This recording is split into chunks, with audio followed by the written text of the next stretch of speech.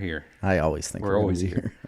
In heart. Regularly scheduled programming. In my heart, I've never left the seat.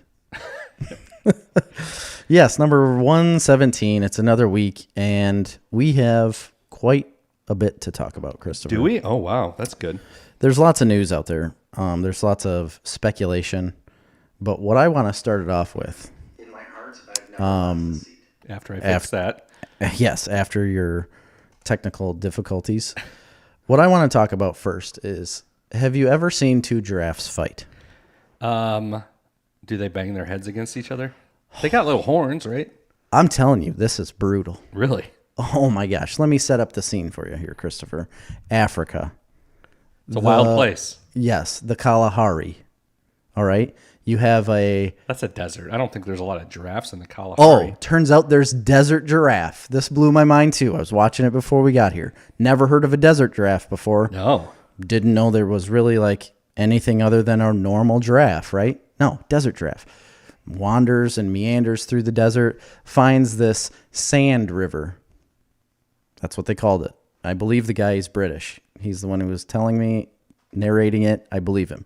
But there's these little trees all in this sand river. Apparently, they have roots that go down like 30 meters and they find water. Giraffe can also find water pretty easily, apparently, because it came pretty quickly. Wait, so anyway, if the tree's got to go down 30 meters, how's the giraffe getting it? well, you'll see. I'm painting the picture. Okay. Give me a minute. Paint that picture. Yeah, I'm trying. Happy little trees, right? Yeah. Giraffe comes wandering in. Old bull giraffe, beat up, weather worn.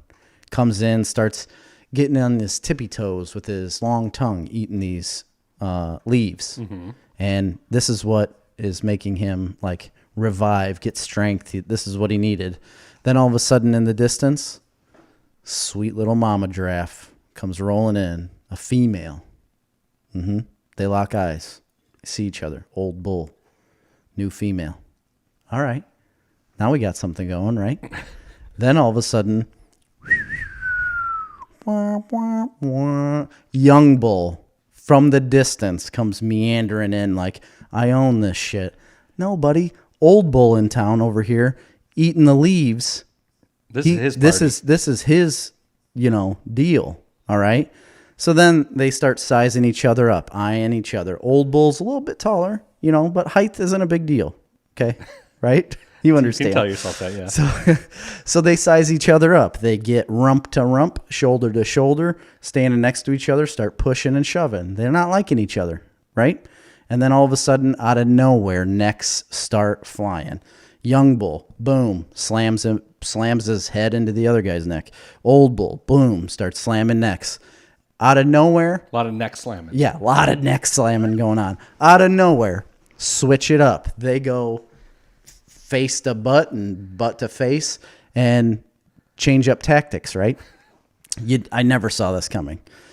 Young bull, he's like, I'm going to start slamming my head into his butt because this seems like the way to go. So he's doing it. Blood coming out his rear end, his hindquarters, if you will, slamming his head into his butt. Old bull knows better. He comes in, starts throwing his head into what? His toothpick-ass legs, hitting legs. Wouldn't you want to hit a leg on a giraffe Seems to knock like a him good down? strategy. I thought so too. Old bull knows what he's doing. You thought. But nobody likes to get a horn up the ass. You're right, but it wasn't really like up it. It was just like on the ham. On the rump. On the ham, yeah. And but he's bleeding. So he's hitting his legs, and I'm like, man, young bull's going down, right? Then all of a sudden, young bull comes around with his head, knocks the old bull down to his knees. Narrator, camera, zoom into the old bull's face. Narrator says, old bull knows what's coming next. The knockout blow. And you see the young bull rear up, swing his head around. What's the old bull do? Ducks. He ducks, swings his head under, hits him in the belly. Down goes Frazier. And an old bull stands up, wins the match. And then the young bull is like exiled out into the desert and probably dies. Wow, It was amazing. Blood on the old bull's face, on his butt. Why don't they kick? You feel like there'd be a lot of kicking. No kicking. None. No fisticuffs. Just head throwing. That's crazy. It was the most intense thing. Amy and I were cheering, high-fiving, like, way to go, old bull. And so he got the female There you go. and survived. Oh, right after this, water just starts raging Up here. down this sand river. That was his prize. And yeah, and then they drank water and they survived. Desert giraffes. Huh. Man, really made my night. I just wanted to tell you guys They about seem it. like such gentle creatures. You would think, but man, they were vicious. I've seen a giraffe or two, and they seemed pretty gentle. But was it a desert giraffe? No, I mean, it was in Africa on a safari. Isn't that the only place they are? Like Disney? Well, I mean, Brookfield Zoo. besides zoos, they like are really only from Africa, right? I don't know. There's Yeah. no like Asian giraffe. Yeah, Asian longhorn giraffes. No, I don't think so. I don't think so either. Tony said Jerry Snyder greater than David Attenborough. And that's who was telling me, like, Is it really? yeah, that's the guy. It was Africa on Discovery Plus. So it's just Africa show. And he's like, the old bull knows knockout blows coming next. I like was Werner great. Herzog whenever he does his. He does that? He does like nature documentaries or documentaries soundtracks. Oh, okay. Amy said that was a long story. It was a long story, but she knows how intense it was. And we were like clutching hands. So it doesn't sound like she was as enthralled by this. I think she was. I think she was. So who would you be in the scenario, the young bull or the old bull? You'd be the young bull. Oh, I mean, probably. I'm much younger than most people around that I hang around. Yeah. Like podcast hosts and stuff and such, you know. I wouldn't say much younger, but yeah. Pretty significant. You know, whether in physical age or looks, I'm much younger. So, despite all that, the nature documentary is this Disney Discovery Plus? Is this worth it? I like it, but I mean, it's probably not to you. I mean, No. did you ever watch much Discovery or History Channel or TLC or Food Network or any of those things? No. Yeah. No, I don't like reality television. I do like a Right, documentary, but nature documentaries really aren't my jam. I liked the Planet Earth series. That's on there. Yeah. It's all through the BBC. I think this was a BBC network show, so they have to have a contract or something with Discovery, like overarching Discovery Channel, I guess, because there's so many different networks on the Discovery Plus app, so they must all be tied together somewhere. I don't know how, but I used to watch a lot of that Discovery crap. I mean, like I told you before, I was watching like Gold Rush constantly. Deadliest Ice Catch I Road watched. Truckers. I used to watch that. That fell through the ice for me. Oh, You know, like did that, there. yeah. But I love Deadliest Catch and that kind of stuff. I love Food Network shows too. And then I started. Well, we'll talk about that with what I'm watching. Okay. Well, and before we get too much more into this, I want to say hi to all of our online viewers and our new Twitch viewers. Yeah, thanks. Twitch is for all of you on Twitch. I didn't expect anything to amount from Twitch. No. I just did it on a whim because we already pay for a service that will connect us. Yeah. And turns out people watch it on Twitch. So People wanted us on Hello. Twitch, so thank you for doing that. Maybe it's all the people from Colorado, because Colorado came out of nowhere. yeah. So if you would, if you're watching us live or watching us after we're live, if you would just reach on down there and click the share button, If you could, and you can do the like button too. That one's fine. and smash that subscribe, Yeah. bro. Subscribe, but hit that like button because things blow up when you do, Yes, and and we appreciate it. we It like helps us when out things explode. to a point. Depends on what it is. Tannerite? That's pretty fun. Yeah. But like oven, No. I wouldn't enjoy that. Not in the slightest. You ever had an oven explode? No. No, me either. My washer died though. I have one I of think my that's similar. one of the burners on top of my oven doesn't like light anymore, doesn't ignite. And so frequently I'll just turn the gas on and turn one of the other burners on and just Wait wait until until it'll light up. Why don't you just use a clicker lighter? I didn't like have a grill one, lighter. Jerry. I don't have one. You don't carry matches in I your don't front carry pocket? matches. Really? Like windproof matches? You don't carry those? No. Man, you're not prepared. I don't have What if you flint. get, I don't like- have flint. No? What if you get stranded or I something? got a knife somewhere that's got some matches in the back, in the What if you get stuck in the old Wapakan Creek and you don't know where you're at? I mean, I don't think that I'm going to be building any fires in the creek. I mean, on the bank? I mean, to keep warm. it's not that far to walk to civilization.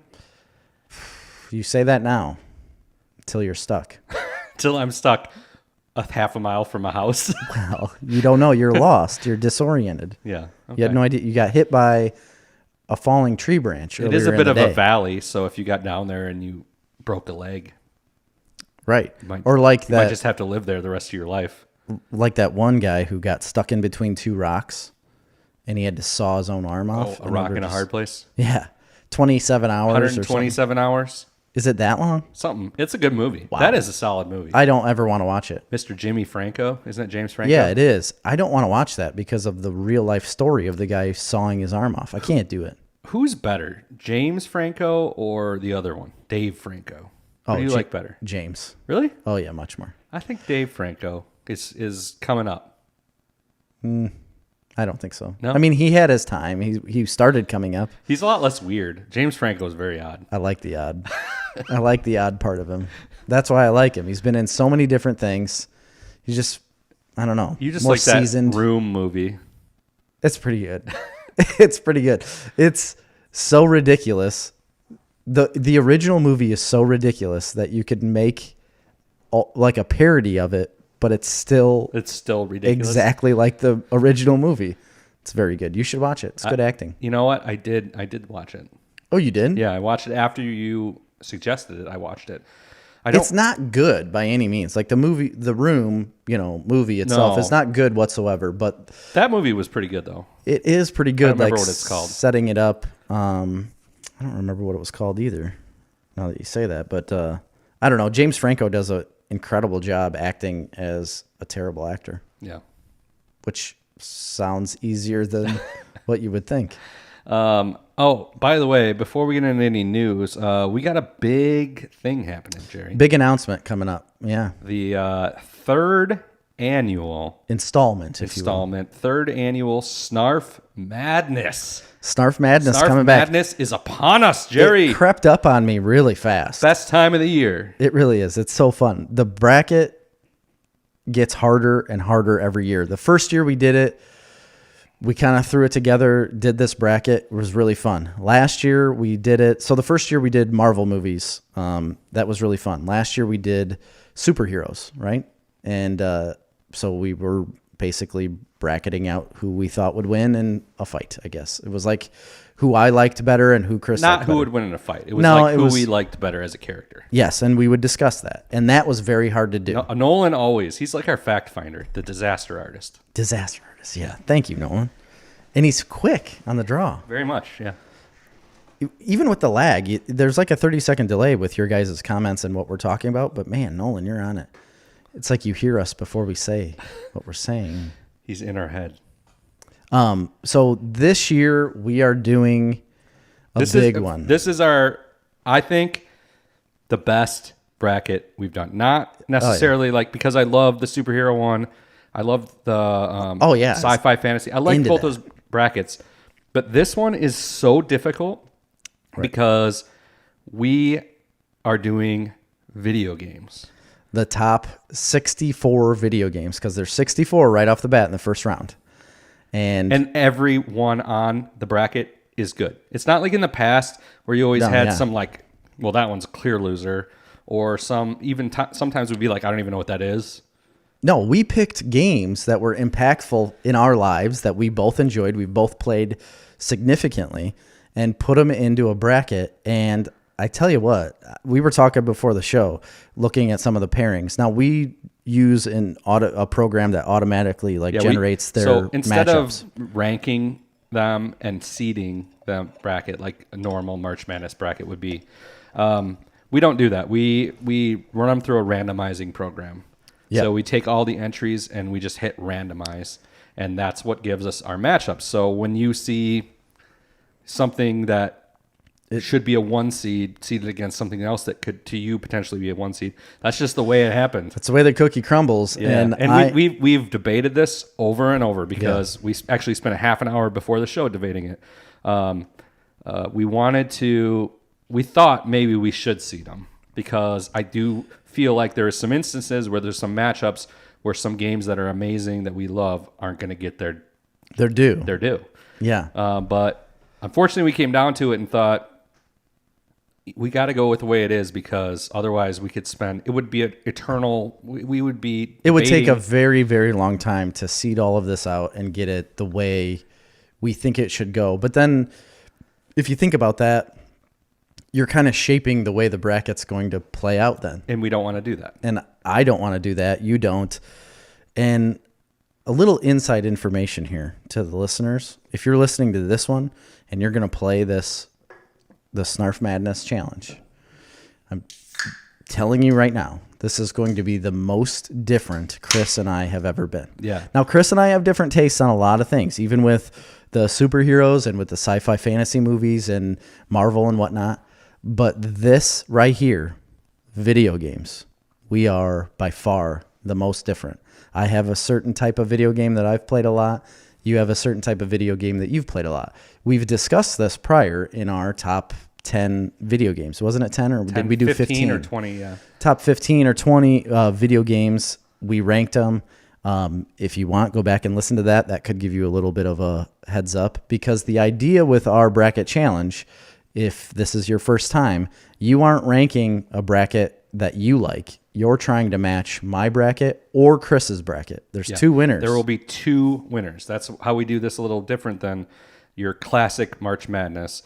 There will be my bracket and Jerry's bracket. You fill out your bracket and we'll score. If you're closer to Jerry's, if you win Jerry's, you win a prize. If you win mine, you win a prize. If you win both, as Craig did last year. Right. We had a singular winner of both brackets last year, which we never thought was going to ever happen. That seems impossible. Apparently it's possible. Yeah. So I feel like this one's going to be an amazing time. You definitely need to get in. And it's free to enter. It's free to enter. And we actually have prizes. So what are the prizes? We haven't discussed that. Are we doing... Don't we normally do an Amazon gift card and sweatshirt, T-shirt, something like that? Yeah, I think we've done a T-shirt and then like a $50 Amazon gift card to the winner. And a trophy. And a trophy. Yeah, you get a trophy, an actual trophy. And if you are the worst person, you will be belittled for multiple episodes. We'll tell the world basically Keith. About how terrible you were, like Keith was last year. He was the worst. Absolutely terrible. To this day, it makes my teeth hurt thinking about how bad he performed in that bracket challenge. Never seen it before in my life. Hopefully, you don't do as bad as Keith. Yeah. Because if you're on Keith's level, I mean, there's no hope for you. Yeah. So he got a fun toilet trophy. Toilet bowl trophy, yeah. And you will too, if you're that and bad. It says Keith Pfeiffer, Snarf Madness 2020, loser. Just an absolute loser. So yeah, there's all kinds of fun prizes. It's a lot of fun. So how this works is you download the bracket, you print it off, you fill it out, you fill it out on a PDF, however you can fill it out. Yeah. And then you need to either mail it to us or preferably, email it to us at info@snarfcomics.com. And don't worry, we'll put out a social media post like on Facebook, Instagram, probably Twitter. You'll be able to see the bracket and how to send it to us with our email. But if you go to snarftalk.com/madness, it takes you directly to the bracket. You can click on it and you'll get a PDF right away to print out or download, whatever you want to do. Yeah, that's snarftalk.com/madness. Or if you go to snarftalk.com, there's a link in the top navigation that says Snarf Madness. You can click that. We will be updating the directions and the prizes on there next week. But how that works, for everybody that knows, in every episode then going forward from whenever we start, which will probably be a couple weeks from now. Yeah, we'll give you mid-March. Yep. The beginning of the episode, we will score whatever we're doing that week. So usually the first 4 episodes, we do each the East, West, Midwest, and North, or whatever it is. We do half of the first round. Yeah. 1 week, half of the first round the next week. Then the second round, third round, fourth round championship. Yeah, and the first round, you get like a point each. And then the second round, you get 2. Third, you get 3.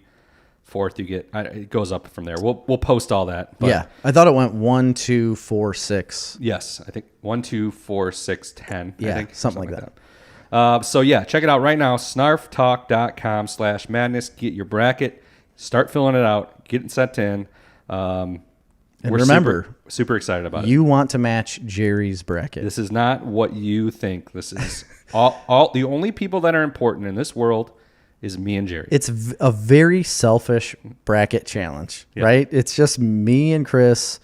You've got to match us. Don't rank your top games. You are going to get mad. You are going to be mad.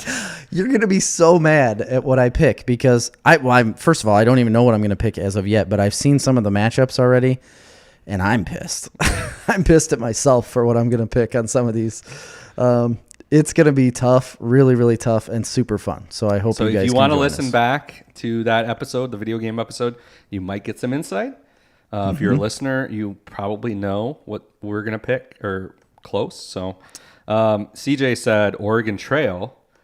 That's funny because that was on our list. It was. It is not included in this bracket. So I'm going to explain to you how we came about choosing our top 64. It was very difficult, first off. Yes, it was very difficult. So we found a ranker list of the 100 best ranked, according to ranker users, video game franchises of all time. So these aren't individual games. It actually went to 175. Yes. These aren't individual games on our thing. They're franchises. So like Legend of Zelda is an entry. Super Mario is an entry. Star Wars games is an entry. MLB games is an entry. It's not like Mass Effect 3. It's like the whole Mass Effect series. Right. And the reason we did it that way is because we want to include more stuff. Yeah, we can include more games in that scenario rather than pick and choose individual games. That would be very, very hard to do. Yeah. And not everybody's played every game of every series. Sure. So we did franchises. So we had to choose our top 64 out of that specific 150 franchise list. So if it wasn't on that list, we didn't consider it for our top 64. Right. There were a couple other things that weren't on there, but we also looked at the top 50 highest grossing franchises. So if they weren't on the ranker list, but they were on the highest grossing franchise list, then we also said those were fair play. Okay, so that's which makes sense. The two we used. We made a decision to throw out all arcade games, like 80s arcade games, because it would be overwhelmed. We didn't want to complicate things and have Pac-Man and all these types of games in there. So we took out all arcade games and a lot of like early 80s games like Oregon Trail. We just decided to keep those out. So a lot of the games, and it's pretty even. I counted it out. It's about even from 80s, 90s, 2000, 2010s. Is it really? That's amazing how that worked out. Yeah, and I considered anything like Mario as 80s because that's when it came out. Zelda 80s, and then this early PlayStation games were 90, so yeah, and 64 games. Yeah, a lot of them are. We're a little heavier on the 90s and not as heavy on the 2010 on. Because we had kids. Yeah, so that's exactly what happened. We had kids, and everything fell out from there. So anyway, get your brackets in. You got a couple weeks. We're probably going to start mid-March. I think that's usually when March Madness starts. Yeah, second week of March. Last year it was March 12th, so it'll be right around there. Yeah, and tune in every week to get updates on all of that and updates on the prizes and all that good stuff. Sean Johnson said Jerry is greater than Bruce Nolan. Bruce Nolan. He's the lead singer, I think, of. Bruce Nolan. No, I got to think about that. I'm thinking of Bruce Dickinson, who is the lead singer of Iron Maiden. Who's Bruce Nolan? From Bruce Almighty? Okay. That's the Jim Carrey character? Yeah, I don't know. All right. And Mandy says hi. Hi, Mandy. So yeah, that's Snarf Madness. That's our big update. We'll have more updates as we go, but you can go right now to snarfmadness.com. And get snarftalk.com/madness and get your bracket. Yes. That's awesome. Jay says, top fan here. Tecmo Bowl is the best game ever. Listen, so what happened when we did our top 64? I did mine. Jerry did his. Yes. Anything that we both had immediately went in the bracket. Correct. There was about 10 entries where I had a list and you had a list. About the last 10 is all. Yeah. So we agreed on 54 of them. That's pretty good. I had Tecmo Bowl on mine. I should have put it on mine. You didn't have it on yours. It on mine. So, and the final 10, I just took one from mine and one from yours, and then I took 5 from mine and 5 from yours. Yes. and vice versa. I should have put Tecmo Tecmo Bowl Bowl on did not there, make but it, and the reason why it didn't, because I very much played that game like so much. Oh yeah, as did I. The reason it didn't is because to me it's like a single game. I know it was a franchise technically. But did anybody really play the whole franchise? Right. So Sean says that was a Bruce Almighty reference when Jerry said, "And that's how the cookie crumbles." You're right. I did say that. I didn't catch the reference. I Googled it. Oh, really? Yeah, I said that earlier when we were talking about the bracket. I said that's how the cookie crumbles. All right, so that's it. We're going to get into some news unless you got something else. No, I got nothing else. I got the giraffe thing out. We got no top 10s tonight. We're going to do some news. We got a bunch of what we're watching. We haven't really talked about what we've been watching for like the last 3 or 4 weeks, really that much. So, right. Other than like the last 10 minutes of a podcast. So we'll probably get pretty into depth. I've watched quite a bit of stuff. Have you? I haven't watched a ton, but we'll get into it. There is some news, and if you haven't been following the whole Star Wars deal, there's a lot of crap going on with Star Wars right now. It is crazy. So obviously what started it all off is Gina Carano got fired. We've talked about that before. There's huge backlash. I made fun of everybody that was putting out a hashtag that said cancel Disney Plus. I thought that would be a joke. A lot of people are doing it. Really? Yeah, a lot of people are. And I don't know if it's to the point where it's really going to affect them in any way, but I do believe it's kind of halted some things because there's a lot of people that are on Gina Carano's side. Absolutely. That are rightly weighing in and rightly so. And now there's been so many different reports. What is true and what isn't, I don't know. It's just crazy because she didn't really say anything that offensive. So there was an anonymous report. Again, this is anonymous. I have no way of backing this up, but there's been a lot of people talking about it to where Kathleen Kennedy had a problem with Gina Carano from the bat, like right off the bat. Didn't like her. They met at a party, didn't like her, and she was very vocal about her just not liking her as a person. And she was telling people that at some point she will be fired. She will not work for Star Wars. So they were looking. And for a reason. Yeah, she was. According to this report, again, I don't know if any of this is actually factual, but there was multiple different sources that were saying the same thing. And so Kathleen Kennedy started getting really aggravated because The Mandalorian was taking off and doing awesome. So obviously the first season really did well. Second season seems like a reasonable thing to get pissed about. Did even better, but what she was getting pissed about is because she wanted that trilogy to be like the standalone Star Wars, like up and coming thing, like the 3 movies that she was in charge of that got made. Yeah, the 3 terrible ones. Yeah, exactly. Yeah, okay. She thought that was going to be like the face of Star Wars for a long time, and people were going to follow in that trend. Clearly, from the merchandising. Dave Filoni and Jon Favreau went a different way with The Mandalorian coming out, and according to this report, that last scene with Luke Skywalker, which seems a little fitting for like drama, is what threw her over the edge, and she was super pissed because these people were taking the limelight. And then when Gina Carano had those posts from November and then one from recently, apparently she immediately ran with that and called like news organizations and told them like she shouldn't be doing this. We don't support it, and we're getting rid of her. Nobody ever contacted Gina Carano to tell her that she was being fired. She found out over social media. And apparently that was by design because nobody wanted to speak to her. And it seems like they're painting a picture of it all being premeditated, that they wanted her out to begin with, and that Kathleen Kennedy is this evil monster. Whether that's true or not, I don't know. But right now it seems that way. Well, if you want to hear the full story, which I did watch, from her lips, there's a very interesting interview. She sits down. From her lips doesn't necessarily mean true. Watch the interview. It's hard to hear what she says and not... Wait, which person? Gina Carano. Oh, okay. Yeah. She tells the whole story. Yeah, I believe her. On Ben Shapiro's show, on his... If you go to Ben Shapiro's website or whatever, Facebook, it's on the Sunday special. So yeah, it's on YouTube. He has the Sunday special every Sunday. It's like a sit-down interview with a person. So she was on it last week, and I watched it that morning. Mm-hmm. And It's a very good interview, and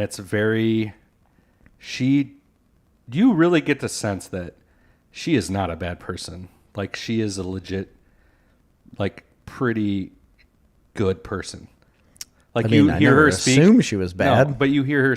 Well, I mean, she's being made out to be, but you hear her speak, and she's not an extremist. She is farthest from an extremist. She goes on, she's like, I didn't really even know anything about politics until like a year ago. She's like, this is the first election I've ever voted in. Really? And she's like, I didn't know anything about politics. She's like, I went to the polls because a lot of the hot water she got on was when she made a post saying like that it's ridiculous that they should have, stricter voting laws. All right. And everybody blew up and they're like, oh, she's challenging the election. She's saying it was a fraud. She never said that. She's like, I never said that. She's like, I went to the polling place, which was on a beach. I walked up. I brought my ID. I was super excited. I had all my stuff. The first time I'm ever going to vote, she's like, it feels like a monumental moment in my life. Right. And I walk up there and there's like, nobody knows what they're doing. Everybody's stumbling around. She's like, do I need to even prove who I am? They just give her a ballot, which of course that is how it is. But she's I don't know. I feel like Mazan does a little bit better job because I gave him my ID and they asked me my address and like they made sure who I was. Well, I mean, every time I voted, you don't have to give your that. ID currently. You just have to have your signature match the signature on file. Anyway, she's just like, I just got through the process and I felt very disenfranchised and I was like, this doesn't seem secure at all. So I made a post about it. She's like, I don't know. To me, that seemed perfectly reasonable. Yeah. It was just my observation as a human being. And that's one of the main reasons that she got fired. And she details all of the posts that were deemed offensive. Yeah. And she's like, this is what I was thinking. It had nothing to do with that. I said that it had nothing to do with that. And furthermore, like in the fall, Lucasfilm came to her and like, you have to release this apology. And they gave it to her. Yes. And she's did like, not do that. But she's like, can I just write my own apology? And they're like, okay. So she wrote her own apology and gave it back to them to review. She said there was maybe a one sentence different on a 1-page apology. And they said, no, release ours or else, basically. Wow. And she's like, and then she goes into detail about all the people in that organization that had been harassing her for a year plus and saying terrible things about her and spreading lies and rumors about her. And she felt like horribly bullied. And I don't understand where this is coming from. I mean, what's the purpose of any of that? Because, and then Kathleen Kennedy comes out and has this whole inclusive, female strong. We want to bring back like female characters and make them lead roles in Star Wars. And she goes around wearing a shirt that says the Force is female, and that kind of stuff. But yet you have a woman that is could be a mainstay and have her own show, which was supposedly planned. Who knows if that's actually true or not. And then is bullied and basically destroyed from social media and from whoever at Disney and Lucasfilm, and they've destroyed her now, and she no longer has a job. She doesn't know where to go. Okay, I mean, how is she going to be back in Star Wars, though? I mean, she has a job. They've offered her. She got a movie deal. Through with the Daily Wire. Yeah, which I mean, what's that compared to being in a Star Wars franchise? So I kind of actually felt a little bit bad for her because I'm like, oh man, like she's never going to work again. She's young, and I'm like, she'll work in something, but until I found out that her family literally owns like all of the casinos in Las Vegas. Her family they're worth billions of dollars. She's the heir to billions of dollars of casino money. Oh, I didn't know that. Yeah. Her dad owns Caesar's Palace, the whole Caesar Entertainment. No way. Group. Yes. Uh-huh. I didn't know that at all. So I'm guessing she's doing this and she's like, I want to be an actor. It's fine. But she's probably also like, I'll be who I am because I don't need this. Yeah, I don't need any of this. But I watched a fight of hers today, actually, when she was it was before the UFC, but it was like the World fighting championships or something. She was good. Yeah, she was really good. She was pretty good. Is she roid up? Because she's a lot bigger. She's way bigger. And I'm not talking fat. She's like more muscular now. She must have, because the fight that I saw, she was a much thinner person. Yeah. Her stats were 5'8", 139 pounds. Yeah. And she absolutely destroyed the person she fought against. Rosie Saxton was the one. It was in 2006. She only lost once, right? Yeah. And then she was also an American Gladiator. Oh, really? Yeah. Her name was Crush. Nice. Yeah, on American Gladiators when they rebooted that, which I thought was fun. But she was really good on Mandalorian. It's sad that they're doing it this way, and I feel like it's really sad for the Star Wars franchise that this kind of negative limelight is what's happening to all of it right now, because they came out and told us about all of these new shows and all of these new things and like the big ideas and the direction they were headed, and I was super excited for it. It's a dark cloud hanging over all of it now. I know, and then there's reports that they were going after what's her name from who plays Ahsoka? Oh, Rosario Dawson. Oh yeah, why? Started going after Rosario Dawson. They said she's going to be the next to get fired. She's like my favorite actress. That's most likely fake. That would be an absolute ignorant thing to do. That doesn't make any sense for him to do, but there's reports of it out there now that they are going after Rosario Dawson. The media was going after Chris Pratt. Chris Pratt was getting harassed. They've been going over time. Chris Pratt for like 2 years. Yeah, and who by all accounts is like one of the nicest people in the world. An absolute gem of a human being. And he doesn't even say anything controversial. They're just going after him because he's outwardly Christian. Yeah, he's Christian and he's had his certain views, and then they just attack him for it. Why?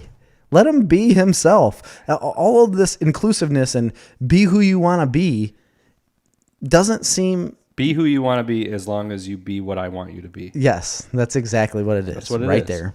Be who you want to be as long as it's who I want you to be. I mean, I understand the sentiment of like, we have to vote with our dollars as consumers. I get it. And I want to support that sentiment. But at the same time, I want that entertainment. Of course. You know what I mean? I don't want to not watch Star Wars. No, nobody really wants Star Wars to go away, but nobody thinks about their actions until afterwards. But they don't think consequence. I don't want to support it. I don't want to support that ideology, that cancel culture. Absolutely not. This almost to me, like at first it seemed like a straight up cancel culture situation. But the more you dig into it, you're like, she didn't really say anything that offensive. It's pretty clear. She's been vocal about it. It's pretty clear that there were a lot of shitty people in that company that were gunning for her. Just targeted her. That's not really why she got fired. It's not because that was the excuse they used. They built like a what am I trying to say? They like built a narrative around her and around 2 social media posts. And they built this 4 or 5, but yeah, whatever. Like a handful of social media posts. They built this narrative and created a story that is completely false and just ran with it. They put it out to their big media sources and let them create the story, and then they ran with it. They never said a word to her about any of it, and it just happened. It's just like, you know what? We can do this because we have the power to do it, and you're just gone now. And it's really sad that any of that has to happen. I didn't necessarily want that to get into like a huge, deep conversation. I just wanted to bring up Star Wars because there's more news about Star Wars. You know, the root cause of it all. This is what's concerning. Hang on, Jay Gutierrez, top fan, by the way. Yeah, top fan. Said Tim Tebow dealt with the same shit in the NFL. Where did you see this? In the comment section. I don't see that. All right. CJ Parker said, I don't feel near as bad for her now. Yeah, I mean, she's going to be fine. Jimmy Anderson said Yingling is the shit. Correct. You're right. It's the official beer of Snarf Talk. And I'm sorry, I can't pronounce the last name down there. Is it all fake talks or is it real, true story talks? I don't know. Yeah, we don't know that. Everything that I've seen that was reported is rumor. So whether it is true or not, I don't know. But what is true is that Gina Carano was fired for something that is very minimal. I mean... And it doesn't affect anything with Star Wars. That was the excuse they used. She was fired because she's not liberal. Yeah. That's why she was fired. They're never going to say that. No, I understand that's what from a year and a half ago. That's what's caused all these people in the company to dislike her, to turn against her, to make it a hostile working environment for her, and to find any excuse they could to fire her. That's what happened. Yes. That's what happened. That's not okay. No, it's not okay. Apparently it is in like the industry. I mean, in entertainment industry, it is apparently okay to do that kind of stuff. CJ said, are they selling Yingling in Illinois now? They are not. This is, we get like quarterly or annual donations of Yingling. Yeah, I think it's an annual donation from around one Christmas. of our best listeners, Erica Fry, who's also a lord of Snarf. She's a lord and or a lady of Snarf, whatever. I don't know. She's of that tier. Yeah. And she lives in Tampa, and she brings it back during Christmas time. And we've now officially labeled it as the Snarf, or the official beer of Snarf Talk, because we have so much of it laying around. Yeah. All right, we should move on from that. Thank you guys for participating in that. A lighter note, reports are coming out that the live-action character of Ezra Bridger has been cast. They haven't said what Ezra Bridger was going to be a part of yet. He's not tied down to anything, but they did report that Ezra Bridger's character was cast. Take a wild guess who you think could play that character. Did they announce it? They did. Oh. I just said it was reported that they cast him. But I didn't know if you... Oh, yeah. They announced him. Who is going to play Ezra Bridger? Think of kind of like... So he's been in a Disney movie before. Okay. But it's really nobody you've ever heard of until that movie came out. Tom Holland? No. He'd be way too big for that. A Disney movie, but nobody ever heard of him until it came out. Yep. At least I didn't. If you give me the name of the movie, will I know it immediately? Yeah. Okay. I mean, you probably don't know his name, but you'll know. Disney, Star Wars, or Marvel? Disney. Disney movie. A live-action Disney movie. Yeah. I can't even think of any live-action Disney movies. You want me just to tell you? Yeah. It was the live-action Aladdin, and the guy who played Aladdin, Mina Musaad.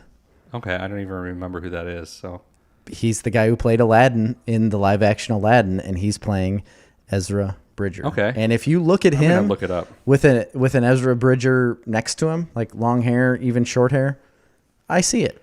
I think it's a good cast. Yeah, he looks. Yep, I remember that guy. Yeah, I think he was a good actor. He looks like he could be Ezra Bridger. Mina Musaad. If you want to look him up, it's MENAMASSOUD. Mina Musaad. So he played Aladdin. He's going to play Ezra Bridger. He's a huge character in Star Wars Rebels. And apparently, like I said, they haven't really said what show he's going to be in. You can assume it's going to be the Ahsoka show. Yeah, probably. Iraq said, why not talk about humanity? Why not talk about it? Humanity is being lost. Yeah, I mean, because we're not super political show, but it's concerning. We aren't, and I agree to a point. Certain humanities are being lost because of the agendas. The ability to live happily and comfortably with people that you don't necessarily agree with on everything. Isn't that America? The tribalism. Like, shouldn't that be? That should be. The tribalism is taking over, and it's on both sides. That's a problem, but I just feel like there's one side where a lot more concerning things are happening. And it's concerning because they're doing it within an industry that everybody pays attention to, right? So I feel like it's more on purpose. It's more of a like to prove a point or to it's to change the culture because they have the ability to do that. Yeah. So that in 10 years and in 20 years, it's only one way. And it's all in front of your face. Yeah. And it's so out in the open because they know nobody will remember it in 10 years or 20 years. Yeah. That's what works. You know, it's basically changing the history books right in front of your face. But so think about it though. So that works in a day and age where you don't have as much media and as much power on the internet and as much like history capture. So like from the 70s and 80s, history was happening and governments were doing what they could do, and you did forget about things in 2, 5, 10 years, whatever it was, because it wasn't in front of your face. Right now, you can see one small story about something and it can spark your memory on another thing that happened, and you can dig up any information you want on the internet about it and bring it back to fruition. Like, I guess, bring it back to light. The problem is, I don't think things will fade away as quickly going forward. The problem is social media. You get served in front of your face what you want to see and only what you want to see. To the majority of the public, yes. But there are other people that actually do research. And that's the group of people that can change things. And I've said this before on the show, and we're way off topic, but that is one thing that I think that there's a problem with the left wing that's happening right now. Is because all the people, social media serves up only what you want to see and what you're interested in. That's what happens. It's tied to your interests. So if people are already on that side, or they already have a certain persuasion about them, they're only seeing that, right, on social media. But then they turn to the media and they're seeing the same thing only, right? Yeah. Whereas people on the right get to see the left side on the media, but then on social media they get to see the opposing viewpoint. Yeah, you said that before. But I feel like people on the left never get to see the opposing viewpoint, and it's not necessarily their fault. No, it's just structured that way. It's curated that way because of what they are interested in, and that's what they see on their social media sites, and they also see it on the news. So I can understand that. All right, so moving on. That's why we don't talk about politics. Yeah, right. It's not as fun. Yeah, it's not as fun. And frankly, listen, I want to be clear. Me and Jerry are not political people. No, I talk about giraffes swinging their head at each other. You know, like, it's not that I don't care. Don't take that as me not caring about certain topics and whatnot. I like to live a little bit more happy and in my own world. Like, I'm worried about myself and my own family. That's what you should be worried about. Your local town, your community. Yeah. Your church, your family, your people that you're around. And that's what I do. And that's what you do. The 200 people you know, or I think there's a number, right? They have a name for it. Like, the human being can really only maintain contact with so many people. Like, you can come across 5,000 people in your life, but you can only really at one given time, and it might be 100 people, called 100 people. Yeah. You can only really keep tabs on 100 people in your brain. I don't know. I feel like I could do 1,000. Sean says, what's your opinions on the spin-off Star Wars series? With the success of the Mandalorian, will it overshadow the others? Will the Mandalorian overshadow the others? No, I think there's enough room for all of them, frankly. Yeah. I mean, Mandalorian's not going to overshadow Ahsoka. And it's not going to overshadow the Boba Fett show. And Obi-Wan's coming. That's not necessarily a spin-off, but I think what you'll find is that Mandalorian will cease being the central storyline of Star Wars, which it has been for the last 2 years. Because it's the only thing we've had. But once we get Ahsoka, that's going to be the central storyline for Star Wars going forward. And the nostalgic value we're going to get from the Obi-Wan show is going to be a different path. Right. And those two are going to overshadow the Mandalorian. I think it's going to be opposite. I think those shows are going to overshadow the Mandalorian. Here's something real quick. So my next little bit of news is about the Mandalorian and about season 3 of the Mandalorian. And apparently it's rumored that the season 3 is going to reveal the origin of the Great Purge. So the last 2 seasons, they've been talking about the Great Purge and all of the things that happened on Mandalore and how they got separated. And they talk about the planet turning to glass, or being turned to glass. And during that, the Great Purge, the big war, it's supposedly going to be a much darker series. Again, all of this is rumor. It's not 100%, but this is what is being reported, and it sounds pretty good. It's going to be darker than the first 2 seasons, and it's going to be a more linear timeline. So there's not going to be a lot of jumping around, going from place to place. The storyline is going to be linear through the whole season of season 3, and it's going to be a darker tone because of what they're tackling. Yeah, one thing you got to keep in mind is I think Baby Yoda is probably not coming back. Right. So this is what they were getting at, is that the first 2 seasons were all about Mando getting Baby Yoda to a Jedi and getting him somewhere else. he did that at the end of season 2. He doesn't have him. He's not coming back, especially for season 3. Maybe they have a flashback, but I doubt it. And it's just the continuation of Mando and what happened to him in his life now. So I'm assuming they're going to take a step back, tell us about the Purge, like the Great Purge, and what set up or the downfall of Mandalore and why everybody's scattered. Yeah. Which I think is awesome. And that's the right way to go, because what else do you do? You can't follow Mando around without Baby Yoda and have that Western-type vibe with any substance. Yeah. Yeah, I mean, I think I'm all in for all of it, but I'm a huge fan of Ming-Na Wen, and that she's going to be on the Boba Fett show. Well, she's going to be on the Boba Fett show, so and that's the only place you're going to see her now. Huge fan of Ahsoka. It's my favorite character, and huge fan of Rosario Dawson, and that storyline is the one that I think most Star Wars fans are interested in resolving now. So I think that's the central storyline to Star Wars. There was another take, and this is just, I guess, another rumor.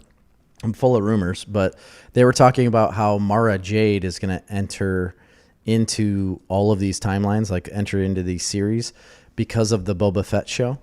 Because according to the books, like, in the Heir of the Empire in those books. Yeah, the Thrawn trilogy, it's based off of the exact same timeline of those books. Absolutely, yeah. So when Boba Fett comes into Jabba's lair place, it is? She's there, technically. Wait. I assume the Boba Fett show. No, the Boba Fett show is now. Like after he leaves Mando, he goes. Yeah, that's not where marriage. Yes, it is. It's the same year that. Yeah, Mara Jade is doing that. Okay, yeah, and bring her in. I love that character. What is it? It's like 4YB or BY or something like that in the timeline. So that's when she's still doing like kind of bounty hunter stuff, and then she gets into like smuggling. She's doing a female Han Solo type character. So yes, but it starts at like 4, and at 9 is when she marries Luke, and it's on the exact same timeline as all of those books are. So as of right now, when Boba Fett goes into Jabba's lair, she's technically there at the same time, according to the books. Well, there's no reason to not bring her in. You want female characters. Yeah. You have a strong female character that's not only permeated the books, but also the video game series. She's a popular character. It absolutely makes sense. And it's not one that people are nobody's acted it before other than in video games. We're going to see her in that Boba Fett series. I guarantee you she's going to be introduced there, and it's going to go on. Okay. Like I think once I heard these rumors and they were talking about it and the timelines and where she goes and how it all meets up with Mando and what Luke Skywalker was doing at the end of season 2, it all seems to fit. Now they have said that they're not that's technically not canon. The Thrawn trilogy is still not technically canon, but they're creating it. They're making it canon. So I don't know why they wouldn't. That's a phenomenal character, and I think she'd be great. All right, let's move on. This is the last Star Wars thing I got, but a new book is being released in the Star Wars world, and it sounded pretty cool to me. It's called Secrets of the Sith, and it's the overall narration of the book is by Palpatine. So he's the overall narrator, and it's literally giving up the secrets of what they've been doing. Like it follows them through the creation of the Empire and what they did, in between certain battles. And there's different entries in the book. So different chapters will be like Darth Maul talking about what he's doing, Darth Vader talking about what he's doing, Kylo Ren talking about what he's doing, and then Palpatine giving out his ideas. And it's like a behind the scenes look of what the Sith were doing during a huge timeline of events. Nice. So from like the beginning of Star Wars to the end of Star Wars movie run, it's supposedly supposed to encapsulate all of that. They haven't said who's writing the book. That's what I was going to ask, because I couldn't find who was writing the book. I wish I could have. I really wanted to know, but they haven't released that yet. So I just thought it was kind of a neat take that a lot of people would enjoy. Yeah. The Secrets. They already did Star Wars: The Secrets of the Jedi. Yeah, it's probably the same author then. Mark Sumarek. Maybe. Okay. It sounded kind of neat. That was the 2020 IBPA award winner. No kidding, an IBPA. Yeah, that's the top notch. Man. Yeah, if I could get an IBIPA, I'd be pulling for an IBIPA. So not Star Wars centric. Oh, and a huge portion of our audience just sighs with happiness that we're not talking about Star Wars anymore. Oh, okay. Do they? No, I thought you got like a comment that said like, "Thank God we're not talking about Star Wars." Well, we're moving on to Spider-Man. Spider-Man 3.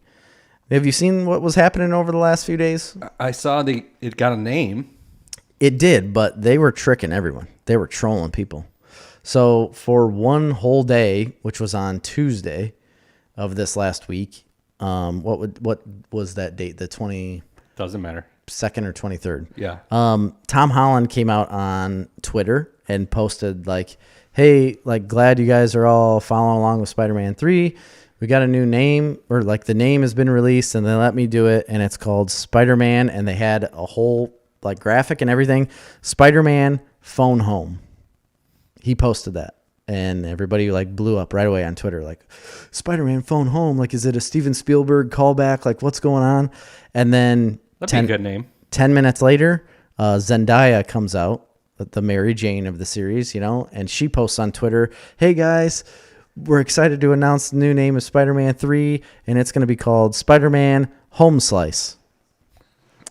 And immediately everybody's like, "What the heck? We don't like What's going on? Why is it called?" Like, they're conflicting. And then 10 minutes later, Jacob Batalon, I think that's how you say his name, Batalon, the buddy of Ned. Yeah, of Spider-Man, posted and said this exact same things basically of them, like, "We're excited to announce this, and the new name of Spider-Man 3 is Spider-Man Homewrecker."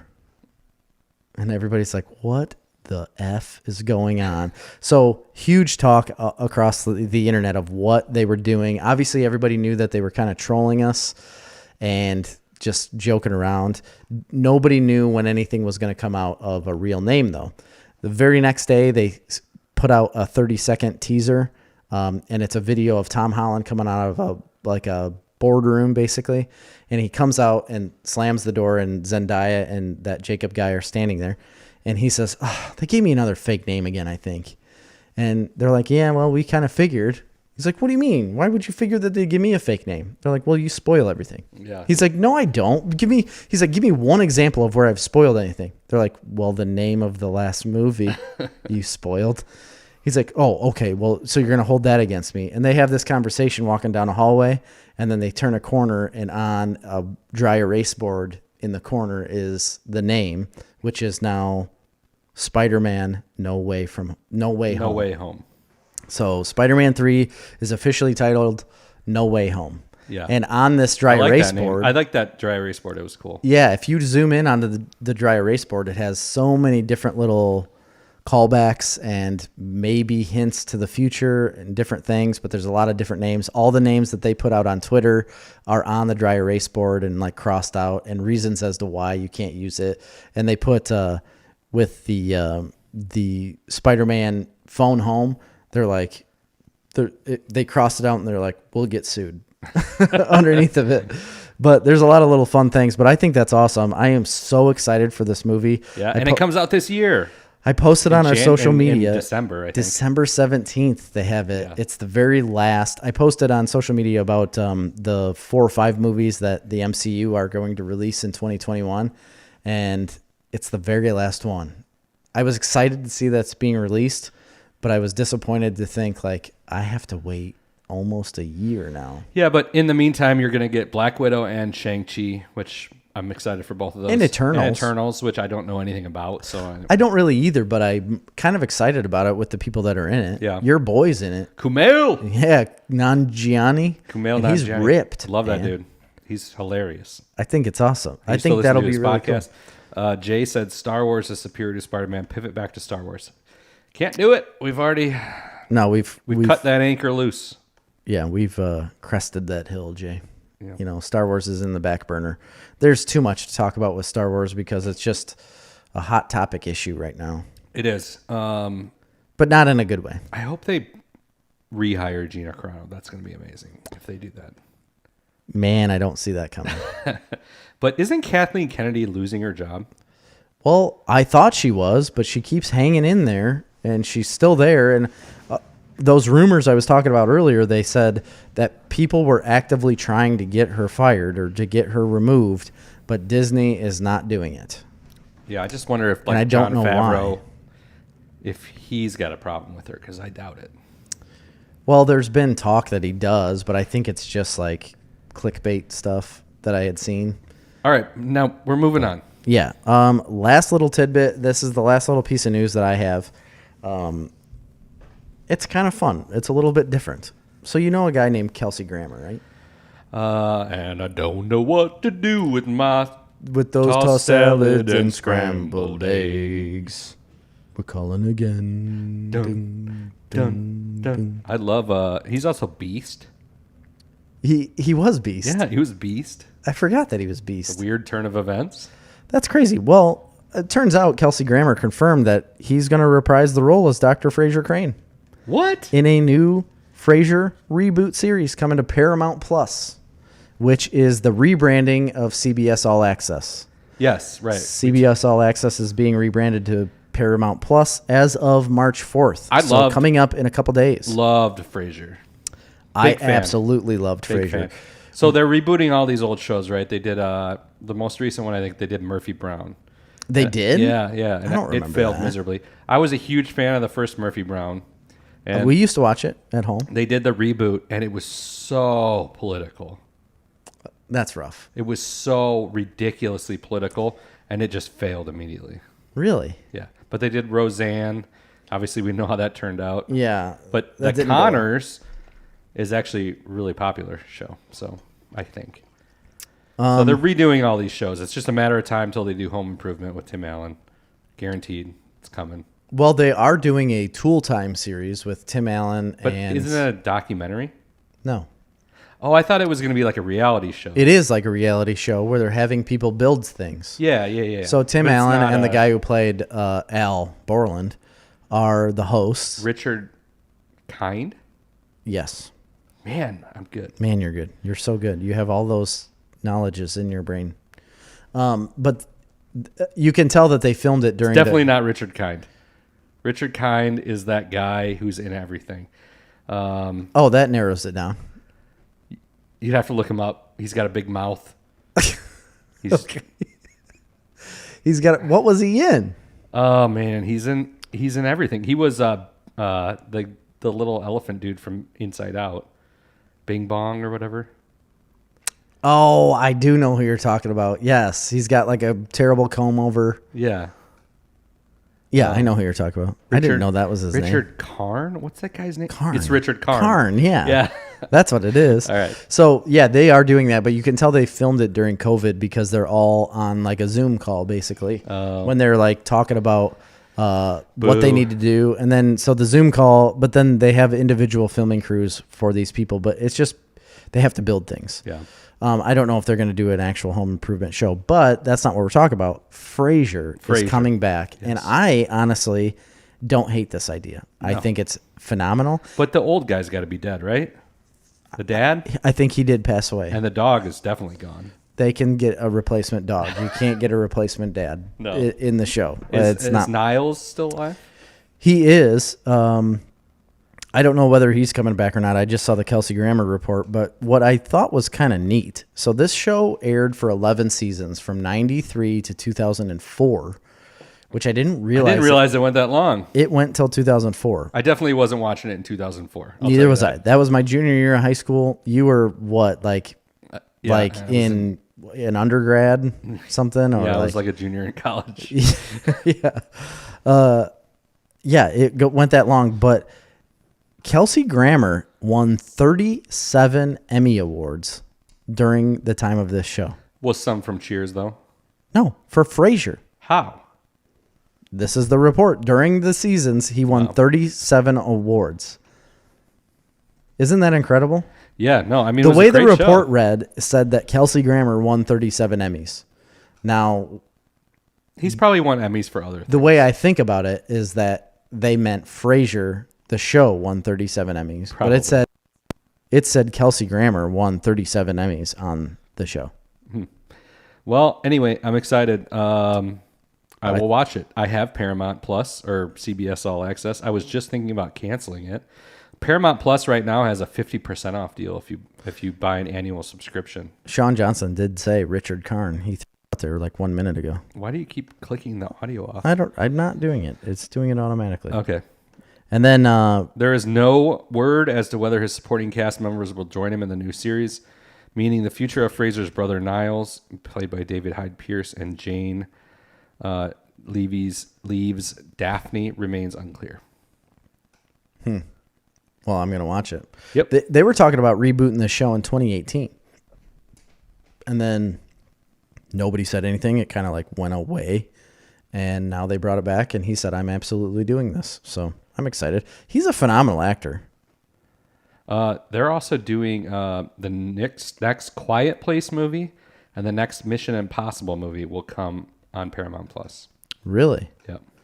Well, I have to get Paramount then because I love Mission Impossible. We'll just split it like everything else. That's a good idea. I think that's a good idea. All right. What else? No, that was it. That was my last little tidbit of news. That's all I got for news-wise. Nolan said Frasier was an Emmy darling. Importantly, though, is Roz coming back? Is Roz coming back? Ooh la la. No report yet whether Roz or any of the other cast is coming back. I don't know how they do the show without him, frankly, because it was an ensemble cast. Yeah. But I guess they could. I mean, Kelsey Grammer is Frasier. Oh man, there's an argument in the comments. James Anderson said need a Seinfeld reboot, which I would agree with, but they're never gonna do a Seinfeld reboot. No, they won't. But then Ian comes back and he says they did. It's called Curb Your Enthusiasm. Kind of true. And they actually did a Seinfeld thing in Curb Your Enthusiasm. So I just lost the recording. Well, we're still live, so you can't stop. There we go. Don't stop, never stopping. Never stop, never stopping. That's how you say that. Dirk said he totally still watched it in 2004. Okay. Yeah, I was probably living with Dirk in 2004, so there you go. Were you? Mm-hmm. Yeah. Well, yeah, you were in high school. In the old farmhouse. No, I was in high school because I'm younger than you. Sean said, if you need an obscure reference hotline, I'm your guy. Hey, perfect. We do. We really do need an obscure reference hotline. We've been asking for people to be fact checkers, which Nolan is doing a phenomenal job. He really is killing it in the fact checking department. A great job, but we do need the obscure guys in the corner doing the obscure things. Yes. And Sean, you can fill that obscure role. All right. What are we doing now? We got some what we're watching? Yeah. That's all I got. Go ahead. Go start it off. Well, I said last week I started and I got harassed terribly for talking about watching Billions. You acted like I should have never brought it up because dude had told us about watching Billions before. Once again, you're getting the story wrong. No. You immediately accosted me with words. You came out and you're like, I've discovered this new show, Billions, which dude has literally been telling you about for like a year. That. I said, I started watching this new show, Billions. New to me. Doesn't mean I hadn't heard about it before. Yeah, you just really pummeled me, tore me down. Yeah, but I'm the old giraffe. Oh, the old bull. Yeah. Killing the new calf. I like it. I like Billions. I love Paul Giamatti. That is such an angry man. I love Paul Giamatti. What's your favorite Paul Giamatti movie? Movie? Yeah, let's look up him up. A list. I'll give you the notable ones, all right? I mean, I know he was in a lot of things, but he's been in such... Okay, so Sideways. Okay. Cinderella Man. That's a pretty good one. The Illusionist. That's a good one. Oh, that's good too. Saving Private Ryan. He was in that. No, he wasn't. He was in The Amazing Spider-Man 2. Remember, he was going to be Rhino for a bit. At the very end, he shows up as Rhino. Yes. And you're like, is that Paul Giamatti? Yeah, he was they couldn't find somebody else. He was like in a prison uniform, wasn't he? There's just literally too many movies to even list. He's in everything. And he's always yelling. One of my favorites, although I'm a fan of Sideways, I do like that movie. You know, I've seen it before, but I don't remember how much I liked it. One of my favorites is actually a movie that he stars in that's based on a comic book. I can't remember the name of it. It's called American Splendor. American Splendor. That was a 90s movie, wasn't it? Or early 2000s? I love that movie. I'm going to find out when it came out. He's very good in Cinderella. 2003. Man. He played Harvey P. Carr. It was based on a comic book of the same name. Okay. Yeah, that's a good movie. But in Cinderella Man, he was like, what's his name's brother, wasn't he? Don't remember. And like corner guy. He was very good in that. I'm picking that as my favorite Paul Giamatti movie. But this TV show, Billions, is probably the best thing he's done. Really? Oh my gosh, this character is amazing. He's like the what is it? Not district attorney, but he is for like the United States. The Attorney General? Is that what it is? Yeah. I can't remember. I think it is the Attorney General, but he's like trying to catch this guy from, like investing, like bad investing, like getting insider trading and all this kind of stuff. It's the same. The main character besides Paul Giamatti that's doing the investing is the same guy that plays in Homeland. Did you ever watch Homeland? A very little amount. The first 2 or 3 seasons of Homeland, the main character guy is this guy. I don't know his name. He's British. He always has an American accent in everything he does. He never has a British accent, but he is British, because the first time I heard him in an interview, I was like, well, he's fake. They're all British. It's so aggravating to me when I find out that they're British. They're all British. All the but actors. in an interview, don't speak in a British accent. Are you talking Speak in about an American accent. Mandy Patinkin? No, he's not British. No, redheaded guy. Oh, I know who you're talking about. Looks very evil. He was in Grey's Anatomy. No, he wasn't. No? Nope, not the same guy. They're very similar. There is a redheaded guy. Yeah, very similar, not the same guy, though. Just look up Homeland and look at the redhead guy. I'm looking at Rupert Friend. Maybe. Played Peter Quinn. Maury Sterling. I'll look it up for you, because you're just being ridiculous, and you're doing this on purpose to make me fail.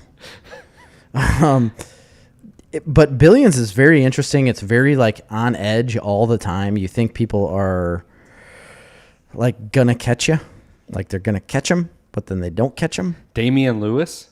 That's the guy. That's the dude. Damian Lewis. He's very good. That's the dude that was on Grey's Anatomy, wasn't he? No. Okay. I don't know. It's not. Okay. I mean, maybe he had a singular role on it or something, but no, it's not the same person. All right. Fine. Fine. So what do you got? What's the next one you got? Mandy said Carrot Top. Dirk said, we got a lot of stuff. Sean Johnson said Dark on Netflix. I've tried watching Dark. I have not. I haven't put a lot of time into it. I want to watch it. It looks cool. Explain to me what this is. I don't really know. I haven't got into it at all. I started the first episode. I think it's kind of like a half-assed horror sci-fi thing, but I haven't really watched a lot of it. Oh. Nolan says Giamatti was a soldier in the French town with a little girl. Okay. Dirk says Paul Giamatti is my spirit animal. He's a sky puncher for sure. Wait, Dirk, I thought I was your spirit animal. Your spirit. You can't have more than one spirit animal. And you doubled down on this spirit animal thing because Maury Sterling. Why are you replaying? I'm not. I'm done. Okay. He doubled down on the spirit animal thing because I put out the Gatorade post earlier on Facebook, and he commented on there that, again, spirit animal, like me, Jerry Snyder equals spirit animal. So it's me and you. You can't turn back now. We're against the world. I guarantee you me and Dirk watched Sideways together. That came out right when probably we were living together. Sean said it's slow getting into it. I'm assuming he's talking about Dark. Dark, yeah. It's slow getting into it. Takes a good few episodes to hook you. I can't remember the premise of the show, but it looked really, really cool. It's a German language original series. I hope it's not dubbed. Oh, 9? Nein. Oh, Visa Stoßen. 1, 2, 3. Please Zug ended hier. Bitte umsteigen. My gosh, you're so good at German. I lived there for 2 months, 3 months. Right. You didn't live there. You just visited. It's not living. Is it visiting if you're there and you have an apartment? No, you were like just staying with somebody. You could get a hotel for that amount of time. I had an apartment. Me and Vic Rexroad. I thought you were staying with a family. No. Didn't somebody stay with a family? Yeah. Nick stayed with a family. Yes, he did. And you got involved. All right. Do you have some? I'll do one. Oh, yeah. You do one. I talked about this a couple of weeks ago. We've never gotten a lot of time to talk about it. I watched a movie called Always Be My Maybe. You did, and I want to see that. I liked it a lot. I would recommend it. I like a good romantic comedy. Mm-hmm. Big fan. Huge fan of Randall Park. He's in WandaVision. That guy, yeah. He plays what's the guy's name he plays in WandaVision? I always say it wrong. And Jimmy. I don't want to be Woo. Yeah, Woo. Okay. But I like the show Fresh Off the Boat. He was on that show on ABC for a couple seasons. He was the dad on that, He's right? the dad, yeah. So anyway, this show came out. The other main character, huge star, is Ali Wong. She's a stand-up comedian. She's had some huge hit comedy specials. I'm not a huge fan of her comedy specials, to be honest. I've had a lot of people tell me they absolutely loved them. They're like, you got to watch these. Not a huge fan. I think one of them's called Tiger Mom or something like that. She does one when she's pregnant, like in the special. I haven't seen any of them. Anyway, it's a movie that's not obnoxious or anything. Ali Wong's character is a celebrity chef, a very, very famous, world famous celebrity chef. And Randall Park's character, they had grown up together, literally like best friends from when they were children. Okay. Drifted apart after an awkward hookup in their teenage years. And she went on to bigger and better things. And he stayed home and worked at an HVAC company with his dad and smoked pot and played in a band. Oh, and they find each other again. And it's just it's a really, really, I thought it was a really entertaining. I'm not saying like it was the best movie in the world, but I was very entertained. I thought it was had plenty of funny moments. There's an amazing cameo from a huge celebrity in it. I don't want to spoil it. Yeah, don't. Because I want to see it. There's a huge celebrity that has a long cameo in the movie as himself, because this takes place in like Hollywood. Steven Seagal. No, way bigger. Chuck Norris. Nope. And it's absolutely hilarious. Brad Pitt. On that level, but no. Tom Cruise. No. Paul Giamatti. Yes. It's Paul Giamatti. I knew it. And he's probably so angry. No, that's one of the best parts of the movie. If I can say anything, I think the end fizzles out more than it ends with a bang. So that was one downside to it. But I thought it was a really, really good, entertaining movie for something to sit down and watch. You know, like I always struggle to find things that me and Marley can watch together that we both enjoy. Yeah. And I felt like we both really enjoyed this movie. So at the end, is it still a maybe? You'll have to watch it. Is it always going to be? They do play the song, Always Be My Baby. Even though it's a play on words, Jerry. It's a pun. Right, but I feel like saying always be my maybe is really setting yourself up for failure. That's the whole, yeah. I mean, that's the whole thing. Like, is it? He was always her maybe. Or she was always his maybe. We don't know. Anyway, Well, you do know. I do know. That's sad. Oh, Nolan spoiled it. That's all right. Nolan. Delete that. That's fine. Shoot. Delete that. No, don't delete it. It's fine. It is Keanu. And it's great. No. It's a great cameo. Thanks, Nolan. Thanks for being such a good bunch of stuff. Fact checker. Sean said it's about time travel. You guys would like it. It's dubbed. Oh, I hate dubbed. I'd rather read the subtitles. I really don't like dubbed either. I would much rather read subtitles. I do like time travel. Dirk says Jerry, while airing grievances, and Giamatti is the same guy. Agreed. I agree as well. Especially talking about butter and big margarine. I'm not drinking fucking Merlot. Big Margarine is out to kill you. I'm telling you. So yeah, it's a good flick. There's a great so in the movie he's got a band that's like they are like a little small local band. She wants them to like they're really good, and they are really good. He like raps. They're like a funk rap band, and they actually play songs. Oh really? And he does it? Yeah, and it's great. And I actually want to I want them to be a real band, but they're not. What's the band called? Do you remember? Shit, they say it, but I can't remember. He was in a band doing the same kind of movie previously, or same kind of songs, I should say, previously. Okay. I haven't really looked that up, but they do several songs.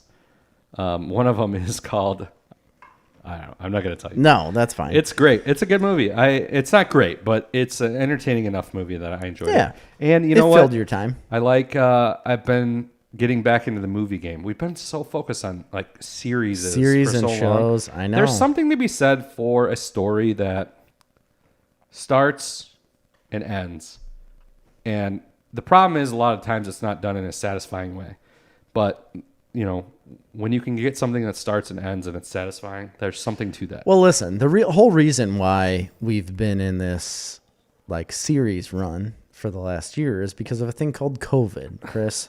And even before that, a lot of movies hasn't come out. We haven't spent a lot of time on movies other than like superhero movies. But that's what we go and see. Yeah, you're right. Star Wars, superhero, like that's what we go and watch. Yeah, you're right. I did. Oh, speaking of that, I got another one for my list. Oh my gosh, you got way more than me. I'm going to talk about one that you've already brought up and you've watched the whole series on. I have not yet, but it's called The Flight Attendant. Oh, did you watch it? Kaylee Cuoco. I've seen the first 3 episodes. It is interesting. The first episode, I will say, while it started off very well, was extremely repetitive.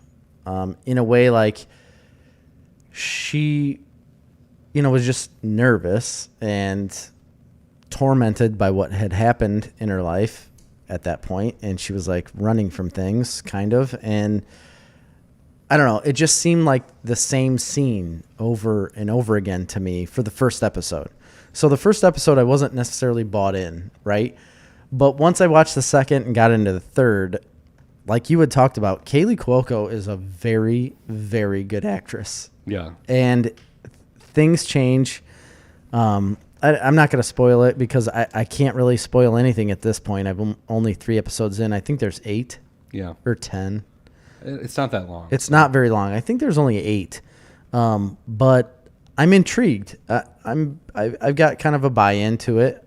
It's not necessarily something that I would watch on my own. If you had not said anything about it and not said that you enjoyed it as much as you did, I probably would never watch it. Yeah. Even if I went through these 3 episodes and you'd not said anything, I'd probably quit. But I want to see what's coming next. I want to see what happens to her character and what's going on. It is very intriguing. And she blows me away because the only thing you get from her prior to this is Big Bang or that one other show with... 8 Simple Rules. Yeah, that one. Yeah. Like, that's all I know her from. Yeah. So this is a huge step up from that. Not that she wasn't good in Big Bang. She was. It's just this is very real, different like real characters She's and very real good. acting. She's very good. Yeah, it's pretty cool. I liked it. She should be a huge star. I don't know why she's not. She should be in movies. Yeah, she should. She needs to have a movie where she's like a starring female she's not role. A huge star. Big Bang Theory was one of the biggest shows of all time. Oh yeah, she's probably made $100 million from that show. Yeah, she's made a ton of movie, but I think she needs movie roles. Like she would be very good in a lot of different roles. She could be funny. She could be serious. She could be any of these things. Like she strikes me as very similar to Karen Gillan. You think so? They can. Did you ever watch Selfie? The show Selfie? I didn't. That didn't attract me at all. I don't know. I just feel like they have a very similar. They could be doing a lot. I mean, obviously, Karen Gillan has done some cool stuff because, I mean, with Nebula, that's so outside of the box for what she would be doing. But Yeah, no, I feel like she's the same type of actress. You know, she's a huge celebrity crush of mine. Who? Karen Gillan. Yeah, you and everybody else in the world. Oh my gosh. Feel like you shouldn't have brought her up because now I'm thinking about her.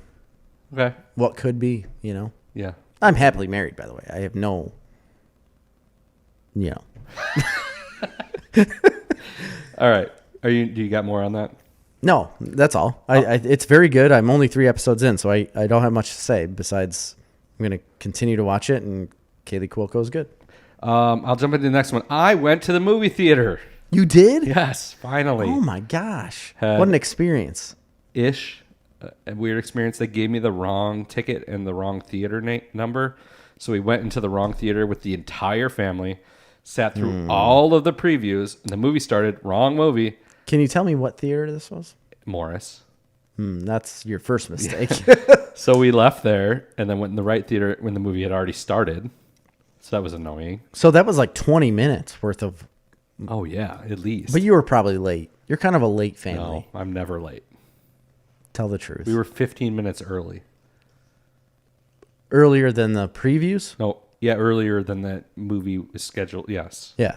Because there's like... I'm always early to everything, Jerry. That's good. I feel like you're late. I'm not. Most of the time. I'm never late. I don't know. Croods 2. Oh, good. I watched Croods 2. That's what I went to the movies A New and Age. It was good. It was great. It is good. I mean, I feel like there was the one criticism I would have is it almost doesn't feel like a movie. Like it feels like an extended episode of something. You're right. Like it doesn't have a real It's a strong good description of it. movie feel to it, but it's very entertaining. It's very funny. The cast is great. And the colors. It's so vivid. Yeah. I will say that one thing really jumped out at me and in a positive way about this, okay? Because we've been going back and forth on this topic of like female representation in film now for 3 or 4 years as it's become like the yes, it's the topic. mainstay. And we've seen things like and I think all that's fine. But we've had issues in the past with some things like in Captain Marvel, right? Where they have to have a big fight scene and play like I'm just a girl by No Doubt. And it cheapens it, right? Yeah. And even certain parts of Wonder Woman that they do things that cheapen it. Oh, yeah. And especially in 1984. And then in Endgame when they have all the women Avengers land and they're like, girl power is going to take him down. You know, things like that don't feel natural. And we've said it over and over again. And I understand the sentiment of that. Yeah. And the reason for it. It's just the way they portray it is really in your face. And I've made examples several times. Whenever I see an example of something that I think does it the right way, I like to point it out. Like, for example, Star Trek Discovery. Yeah. Where it's a strong female lead and you never even think about it because the writing is good and it has nothing to do with that. This was a good example, right? Okay. Absolutely. So they have that moment, the moment they have in Avengers, where the women land. Yeah. And they pan on them for a little while and you feel like, oh man, it's cringy, right? Yeah. But they do that in the Croods on purpose and it doesn't feel the same way. You're like, yes, right. it works there. Yeah. And part of it's because it's being played as a joke, but part of it is like it actually does work. Yeah. And it is empowering to like my daughter who's sitting in the audience. And it just struck me as I'm like, why can't these other companies, why can't Marvel figure it out when Croods 2 can figure it out? Exactly. And in Croods 2, they have like a role reversal of men and women. Like the men go out to do a certain thing and then the women come in afterwards and kind of fix the situation, right? And it works so much better because the story was leading up to that point to begin with. Yeah. You know, but it wasn't on the nose. Well, it was, like you said, to a point, but it wasn't on the nose to the point of like, It wasn't pandering. It didn't feel like pandering. Yeah. It felt like, yeah, you're like, yeah. Of course, this is the way it would be. Yeah. And I don't know. I just, it struck me that they figured out how to do it right without feeling pandering. And they made a story that the story justified everything that they were doing. Mm-hmm. That was the most important aspect to it. This is a stupid kids animated movie, guys. But it's fun. And it is fun, but I'm just saying, like, why can they figure it out? And yet you have such cringy moments in Captain Marvel and other movies like this. So it feels forced in those type of movies. Yeah. And so I enjoyed it. And again, like I said, it was a good time at the movie to bring your family to. It was fine. It was great. Had popcorn. I know. That's what I was explaining to you when I went and saw it in Ottawa, is that it was the experience of going to the movies. And I like the Croods. I liked the original Croods. Yeah. I watched the series on Netflix with the kids. Yep. We've watched it as well. And I was kind of excited about the new movie coming out. And it was fun. It's super enjoyable. I ate a ton of popcorn and had my cherry. I think I had a cherry Pepsi. I smuggled in Diet Cherry Pepsi, but we got 2 large buckets of popcorn. Because they're still honoring the 2020 buckets. They are? Yeah. I don't have any. Did they give out 2020 buckets? You got to buy them. Yeah, you would have had that. You would have got it in what, February of last year? In January. Yeah. I got a bucket, and I'm like, all right, I got a bucket for the year. And then everything shut down. Jimmy said, does Skeletor still work at the Morris Theater? Absolutely. She does? She wasn't there when I was there. I'm pretty sure she does. I don't think so. I thought she basically owned the joint. No, I don't know. Doesn't she sleep under the cash register? She's a nice lady. I know she is, but she doesn't leave from that seat, I thought. I don't know. Every time I've been there in the last couple of years, they sell the tickets up at the concessions now. Oh, no, I've bought it from her at the... Okay. All right. Next thing, I'll do one that's real quick. Okay. Since I got way more than you. Yep. Marley wanted to watch a show that she picked, so I allowed her to pick, even though, come on. Oh, you allowed her, as if you're the guy that controls everything in your household, including TV shows. I'm sorry, I was reading this comment from Manny. Our friends rented out the theater and invited us, and we watched it there, and each person got popcorn and a drink, and it was $100, so awesome. Yes, so they're doing that in Morris, too, and all the other theaters around where you can rent the whole theater. It's pretty reasonable. It's like $100 to rent the theater.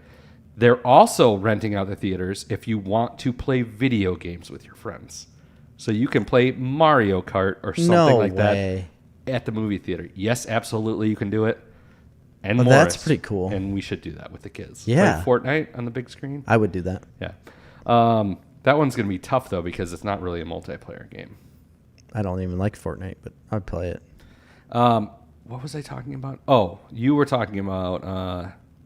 your... Yes. Okay, fine. Your She wanted to watch a movie, a show, and pick it, and I'm like, great. So she picked this show that everybody's been talking about called Firefly Lane. I didn't know anybody was even talking about it. It was like the number 1 or 2 on Netflix. So we made it halfway through the first episode when Marley's like, we're done. Oh, really? It is terrible. It is the most cliche. First of all, it's got Sarah Chalke in it. She was in Scrubs. Yes. She played Elliot. And then it's got the girl that was in Grey's Anatomy in like the first couple seasons, Izzy. Oh, yeah. So... Yes, I know that. I think she was in a couple movies too after that. So it's freaking awful. It's so cliche. It is the most cliche thing I've ever seen. It's like they're best friends. One of them's like a high-powered female executive. One of them's like a stay-at-home mom who gets a divorce, and then they have to like be friends again. They're friends the whole time, but like the high-powered one is obviously had things in her past, and she's got to like has issues with like relationships, and the other one is like has issues with her career, and so they have to. It's so bad and so cliche. It is garbage. Don't even turn it on. I didn't plan on it. It's awful. I read and Dirk said it is currently playing on my TV. I hope not Firefly Lane. Oh man, is it bad? So anyway, I'm just gonna put that in there. You can go with your next one. My next one is a big one. Do you want to talk about the only other big one? By the way, Mandy said, and they put your name on the marquee. You guys should come here, and we should do that. I asked you to take my kids for this weekend, and you said no. You're like, no, we're super busy, but you should come down here. Come on, Mandy. She also says she watched the whole thing, Firefly Lane. Listen, if Marley tells me to turn it off because it's so bad, and it's a soap opera, but I'm in. I can take a soap opera. Like I watch a soap opera. This is not a good one. It's bad. It's so cliche. I'm in for a good General Hospital or Days of Our Lives or One Life to Live. It might have benefited from being a week-to-week show, like on a network. Are you serious? Really? Yeah, because I don't know how anybody can binge it. It's there's so much repetitiveness. But you only saw half of one episode. Doesn't matter, Jerry. I saw enough. Yeah. I know. I agree. I read the description of it and thought, that's enough. Dirk That's said all I need. It's awful from what I can tell. Glad I'm listening to y'all. Yeah, you should be glad. All right, what do you got? Like I said, it's the biggest one that I watch every single week. Survivor. Besides, no, I'm done with Survivor. Besides Survivor, it's called WandaVision. Oh, WandaVision. Yeah, it's WandaVision. Yeah, are we gonna get into spoilers with that, or how do you want to do? If anybody hasn't watched this, I feel like I am going to spoil things because of this last episode. Yeah, there's going to be some spoilers here. That's fine. Listen, you should be watching it. Yes. It's really good.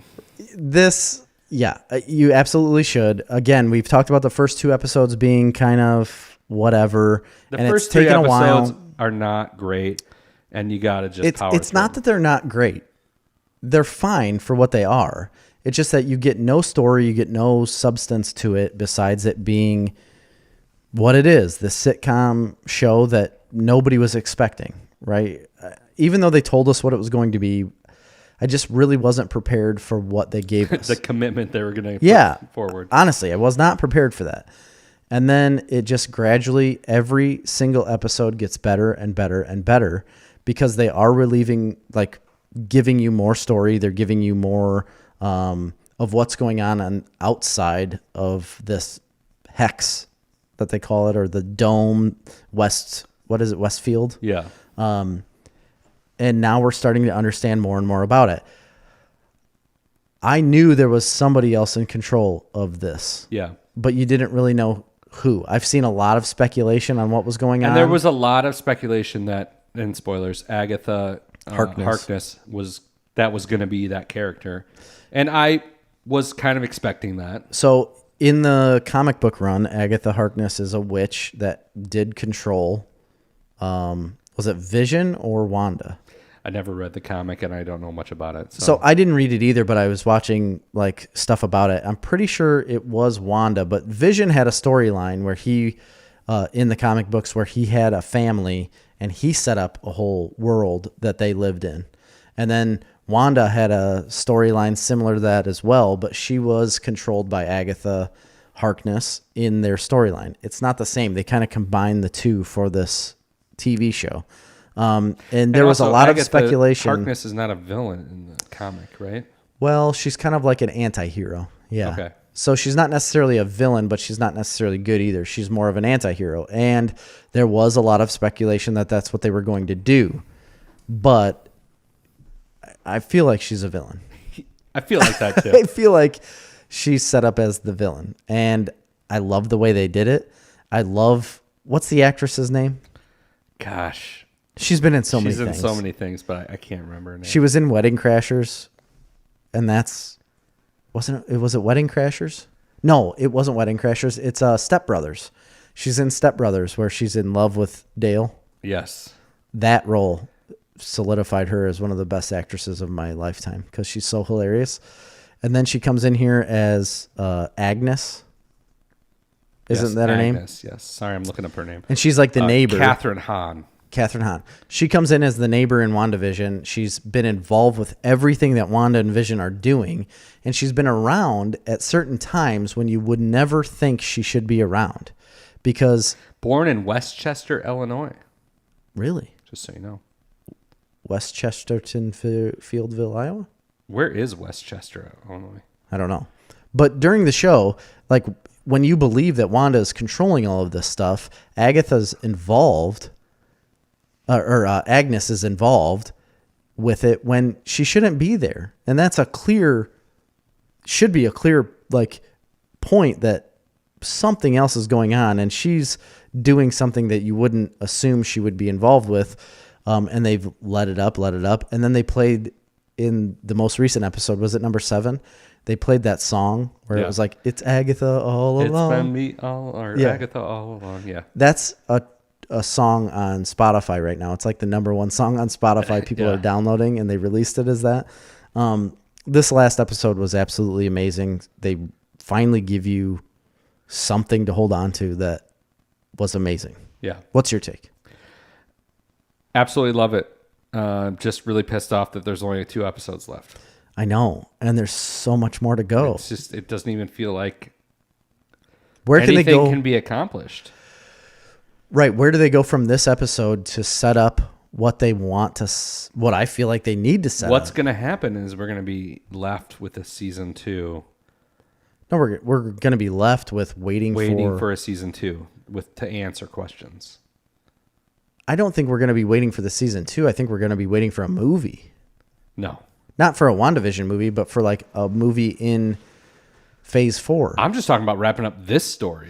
No, I know, but I think this story bleeds into it absolutely bleeds into the phase 4 of what Marvel's doing. So it involves so many other characters. So maybe there won't even be a season 2? I don't know.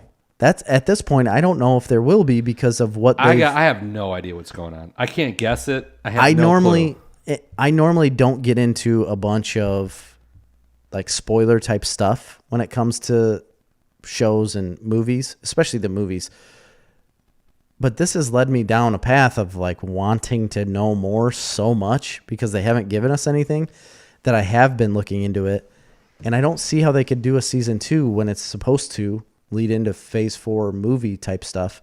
So it's going to be Wanda and then a movie, a show, a movie, a show, a movie. I don't think WandaVision season 2 is going to be a thing. Well, it might not be, but whatever. I'm enjoying the ride. So, but it comes back to the point of they got how do you complete this story? Yeah, they got a lot of. Maybe they're going to be 1-hour episodes. I don't know. I doubt it. Why would they take the last 2 episodes and make them an hour? But then again, you never know. A couple of them have been 40 minutes, right? Yeah.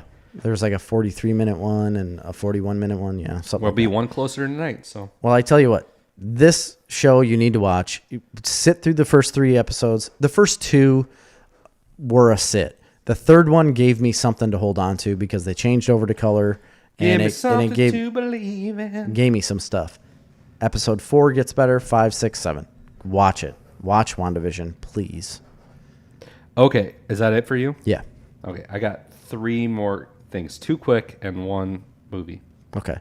2 short and 1 long? Yeah. That's SOS. Yeah. It is. Wow. Are you calling for help? I'm still watching The Expanse. That's my... And I need to get into that. Damn it. I told myself I was going to start watching that show after we talked about it last week, and I never did. I've kind of fallen off a little, so I'm not going to talk too much about it. I haven't gotten much further from the last time I talked to I'm like at season 3 now. But I thought it was supposed to like really pick up. Oh, it does. Season 2's great. Season 1's slow. Season 2's great. I like the show. Hardcore sci-fi. You got to really like sci-fi. Thomas Jane is amazing in it. Dude told me maybe something would happen with him, which upsets me. So I haven't been following along too much. I'm just mentioning it real quick. I'm still watching it. All right. It's on my back burner, though, a little bit right now because I'm at a breaking point. Like I ended season 2. So I'm like, waiting. Yeah, you're like starting into a new story. I quickly started watching on Netflix this samurai documentary because I am fascinated with samurai. It was interesting. Very interesting to me. I only watched the first episode, but if you like samurai... What's it called? Something about samurai. It's called Samurai Documentary. Is it on Netflix or is it on... No, it's on Netflix. Okay. It's samurai. It's very brutal. Well, I mean, the samurai were not nice people. I didn't realize that. They were like professional warriors and they were really brutal. You didn't realize what a samurai was? No, I mean, I know that they were like... But they were basically like the knights. They had a katana. Yeah. They chopped your head off. They had those rolls of mat that they hang and Age slice of through. Samurai, Battle for Japan is the name of it. dynamic reenactments, and expert commentary. Wow. Expert commentary. Yeah. They got Are there people experts. Yeah. There's people that do that? It's like at that turning point of like it's a splintered Japan and it's right Splinters in it? Yeah, Splinter. Oh my god. It's right at the introduction of firearms, basically. It's like at that point. Well, they can block bullets. And also peasant warriors. Like it's at that turning point. And so it's about these different clans and their leaders, and they're vying for political power. And this, in particular, this one leader in this episode anyway, and they're chronicling like this tiny little region, how they're able to expand because this guy was like a military strategist. Okay. It's interesting. I enjoyed it quite a bit. I fancy myself as a military strategist. Really? In my own home. Yeah. In like a video game? Yeah, just my daily life. I set up different strategies and I solve them. Like, give me an example. So if somebody were to invade my house from the west, right, I would be able to like subdue any of those attacks because of the way I have my house set up and the way I have different firearms set up in different locations. Obviously, with the west, you have to come through the tree line and through the creek. That's going to slow you down. Yeah, and you're kind of on a hill. Yeah, I'm up on a hill a little bit. The bridge there, I could blow the bridge. You could blow the bridge. Yeah. You'll never be able to. You do have a bazooka in your basement. I do, and yeah, it's an AT4 actually is what it's called. Okay, whatever. So, okay, so I'm not going to spend a lot of time on that because I'm still watching it. I'm only at one episode in. Movie. Two more things, big things. I forgot about one of them. I'll do the show first.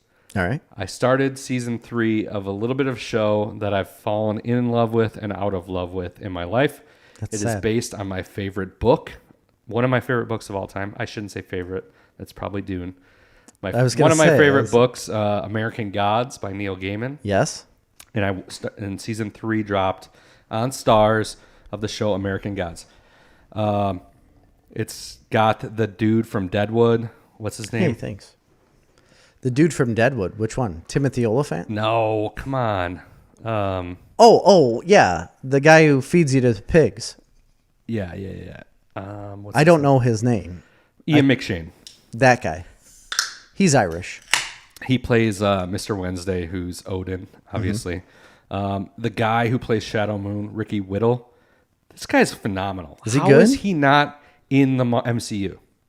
I don't know. Makes no or in DC. He should be a superhero. It's because he's tied down with a Stars contract. He's that good, man. He's great. Anyway, so I've talked about season 1. I really liked. Season 2 was awful. I know, and that's what threw me off. So I watched season 1, and I was like, man, I wanted to watch season 2. You kept telling me how terrible season 2 was, and I wrote it off. I never went back to it again, and I don't see myself doing that. Even if you tell me how great season 3 is. Season 3 is, I'm really enjoying it. I mean, I'm not saying it's like amazing. Explain to me, so they obviously don't cover the whole book.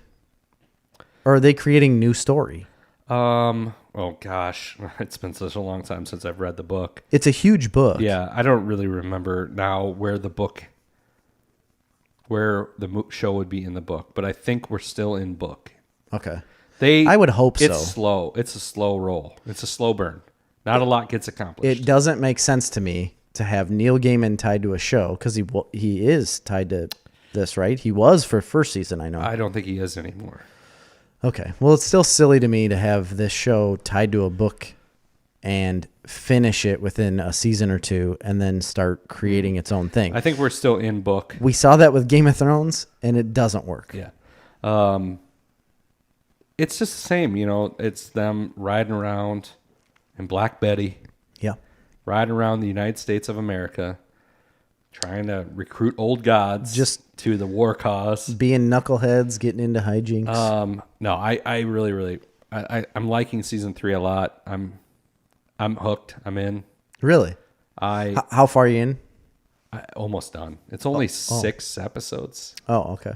They're short seasons. So I'm enjoying it. You got to chew through season 2 to get there. Season 2's a rough ride.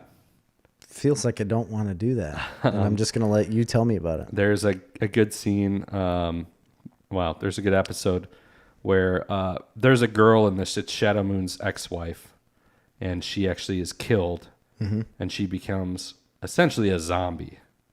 She gets brought back to life by the leprechaun's coin. And anyway, season 3 they do a lot more with her. She does die and then goes to purgatory. So there's a whole episode of her spending in purgatory and dealing with that until events change. It's an interesting show. I'm enjoying interesting. I mean, the book itself is very interesting. Actually, now that I'm thinking about it, season 3 is definitely still in the book because there's a very prominent scene in the book that's in this season and the show. And you've seen it. And it happens to involve Bilquis, the goddess of love. Do you remember what I'm talking about in the book? I think I do. It involves a carnal act. Yes. I know what you're talking about. Anyway, I like the show. So that book right there, besides, was the first one you had me read before Dune. And because if you don't know, Chris has been the curator of my life. Yeah. And it took me a little bit to read American Gods, but man, I am so glad I did. That book changed my outlook on things. It's a great book. Not outlook on life. I just mean like my outlook on literature and like my outlook on Neil Gaiman. And it's just what I like so about incredible. I love the fact that you watch them show or read the book, especially. The book is way better, by the way. But you read the book. You know, so many people hate that. I know. So many people hate when you say that. When you read that book, you think like, this premise is so simple. I can't believe nobody did it before. Yeah. And you almost want to kick yourself. You're like, this is such a simple premise. But nobody did think of it before. He thought of it. And he wrote this book. And it just kind of... There has to be a first. Yeah, and it amazes me. Because you're like, this is such a good premise. But it's... For a story. And you know what I mean? It's overly a simple premise. It's simple because anybody could have thought of this. But so many people probably, you don't know, so many people could have probably thought of this, but thought it was too simple to get into. But Neil Gaiman has a different brain. He does. Chris, like he's... And he deep dives. I mean, I'm not saying the story is not simple. No. The premise is, though. Yeah, that's what I mean. The premise of it is very simple. The premise is, and I'll explain it for people that aren't listening or haven't read it. The idea is the world is full of these old gods, like Odin and leprechauns and Greek gods, and they're not worshipped anymore. And a god's strength is derived from their followers, their worshipers. Yep. At some point, they decide to move to the United States of America. And they just kind of live out this kind of depressing existence, begging.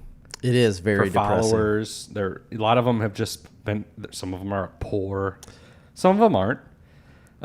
Talk about how that relates to today. Yeah. I mean, begging for followers. That's what I do on a daily basis. Please follow Snarf Talk.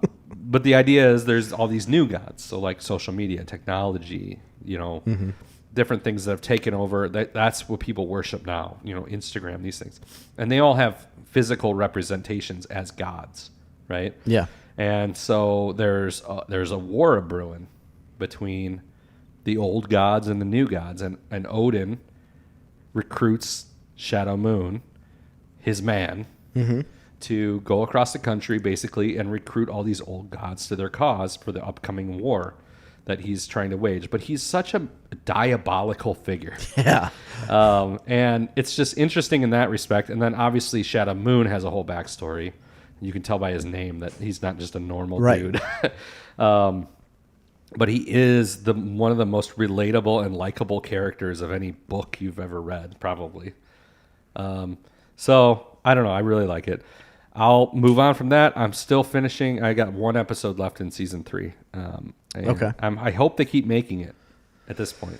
Yeah, I don't know. I haven't heard anything. 2, I would have said whatever. I haven't heard of any talks of season 4. I knew they did 3, but I think it's pretty popular for Starz. Starz has actually quite a bit of shows. I've been surprised.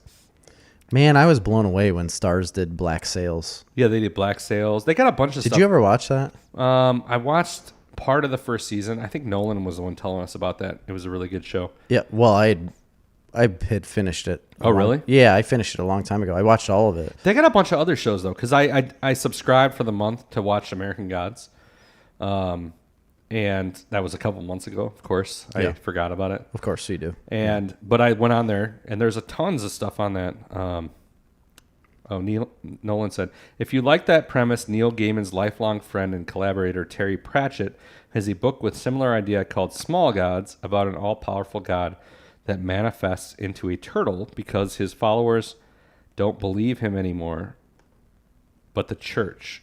Dirk said, have you watched Yellowstone? Yes, and we've talked about Yellowstone at length in some earlier episodes. I'll have to dig up and see what they are. I haven't.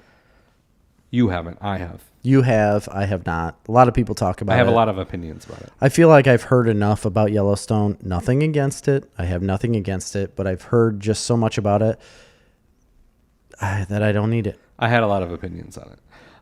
Nolan, but back to Nolan's. I will check that out. And yeah, that sounds really good. I know Terry Pratchett. I've read some of the books that Terry Pratchett and Neil Gaiman did together. Short story stuff. Very good. The last thing, which we probably don't have a lot of time to talk about, I watched another movie on HBO, King of Staten Island, the Judd Apatow's new movie. With that one guy from SNL. Pete Davidson. Yes. And Bill Burr and Marissa Tomei. Okay, right off the bat, love Bill Burr, Marissa Tomei, classic. Love them. I am not a huge fan of Pete Davidson at all. I am a huge non-fan of Pete Davidson. I do not like him. I usually have nothing good to say about him. I have seen a trailer and some little snippets from this movie, and it seemed like it would be good. Go ahead. Okay. I'm also not a fan of Pete Davidson. Huge fan of Bill Burr and a huge fan of Marissa Tomei. It is, as most people probably know, it takes place on Staten Island. Pete Davidson, loosely based on his life, kind of. Oh, it is? I didn't know that. His father died in 9/11 in real life. Oh, really? Yeah. Oh, gosh, I didn't know that. In the show, his father dies as a fireman, but not in 9/11, just in a fire. Yeah, well, that makes me feel bad as he's a little kid. Well, whatever. Because I don't like him at all. So he's just kind of a adult, kind of a loser. And he's going to be a fireman. Well, right? He wants to be a tattoo artist, and he's just kind of a loser, lost, living with his mom. His sister, who's quite a bit younger than him, goes off to college, and she's moving on. Everybody's moving on. His mom starts dating Bill Burr. Is Marissa Tomei his mom? Yeah. Isn't that sad to think that Marissa Tomei has to play a mom now? I don't know. She still looks great. I know. Or an aunt. So a couple quick things because we don't have a lot of time. I enjoyed the movie a lot. It's worth watching. I would recommend it. Okay. It's very long. It is a half an hour longer than it needs to be. It is 2.5 hours long. Oof, that's a sit. It is brutally long. That being said, for maybe the first hour of the movie, I'm like, I'm over this. It's just nothing's progressing. You've got to catch me in the first hour, Chris. I have no attention span. It's got some humor. I mean, there's enough in there, right, for the first hour to keep you going. And then it starts to catch hold. Is it enough? There's like a relationship. The relationship between Bill Burr's character and Marissa Tomei's character, because they start kind of dating, and how that affects the relationship between Pete Davidson's character and Bill Burr. They clash a lot. Yeah. So you get kind of all through that. And then the movie kind of makes a big turning point into what's getting towards the resolution of the film. And basically Pete needs a dad. Pete and Bill Burr get in a fight, and mom, Marissa Tomei, kicks them both out. They're like, you're both out. Well, and Bill Burr's character is a firefighter. Mm-hmm. I knew that. And Pete Davidson's like, I don't want anything to do with firefighters, basically. But he has nowhere to go. So he shows up at the firehouse, and they let him crash there. And like slowly they build a relationship, and he builds a relationship in this firehouse. and things start happening, and it starts to become a really like sweet movie. Yeah. That it's kind of a tearjerker at times. Really? So I enjoyed it. It's too long. Yeah. And in my opinion, it fizzles at the end a little bit. It doesn't necessarily give me 100% of the resolution that I want. The ending was not necessarily satisfying to me, but not for any like negative reason. It's just like it just kind of ends. Really? Yeah. It's just like, this is the story. Yeah, it just kind of ends. It's just like we build up all this emotional resonance. And I'm your dad now. And there you go. And now I'm your dad. Yeah. It just kind of ends like with a snapshot, like an old 80s sitcom where it like freeze frames and you're just like, the end. But no, I mean, I think you would like it a lot. I think I would too. I saw, like I said, I saw the trailer about it.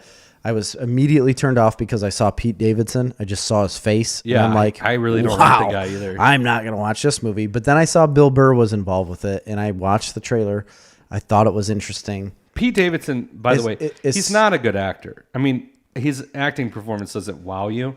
He does. I mean, it feels good because he's playing himself, basically. Well, that's what I was going to say. He may not be a good actor, but the role for him fits. It fits, right? Yeah, and so that isn't a problem. All the acting all around is good. Bill Burr's great in it. He's a very good actor. He is. You know what sold me on Bill Burr about his acting? I've seen him in a lot of things, but is The Mandalorian. Oh, he's great in The Mandalorian. The whole monologue that he has about the war and he's one of the best Star Wars characters of all time now. Isn't that crazy? Now that you say that, holy shit. You're right. Yeah. But that scene where he's sitting down and talking about it, I don't mean to turn it back over to Star Wars, but that's what blew me away on what Bill Burr can do acting in a seemingly like it could have been a throwaway role for him. Well, there's this scene in The King of Staten Island where, you know, there's this fire chief that he has a problem with because he had ordered them to go into this building that Pete Davidson's dad died in, and it was unsafe. And there's this really heavy scene where they sit down across the table from each other, and like he's got to like pretend to like this fire chief, right? Yeah. And he starts getting the friction, and then he just explodes with like traumatic anger. Yeah. And then he shoots the guy. And then him and Pete Davidson flee from the facility. They actually get into a ship, and they fly out, and they shoot a rocket down. They blow the whole facility up. Jesus. You had me. You had me. I was like, holy shit. And then I realized what was happening. Yeah. After you said he shoots the guy and they flee, I was like, okay, like, damn you, Christopher. For all you people that don't understand what I just did, I just described the scene from The Mandalorian. And you see how it caught my attention right away. I was like, oh, what? No, that doesn't happen at all in the movie. Steve Buscemi is the fire chief. Steve Buscemi is the fire chief. In King of Staten Island. He was also in 9/11, and he was a firefighter in New York at the time. No, not during 9/11. He was already a famous actor by then. He might have been a firefighter. I mean, he was a volunteer firefighter still at the time. Oh, really? Yeah. And then he came and just started working right away.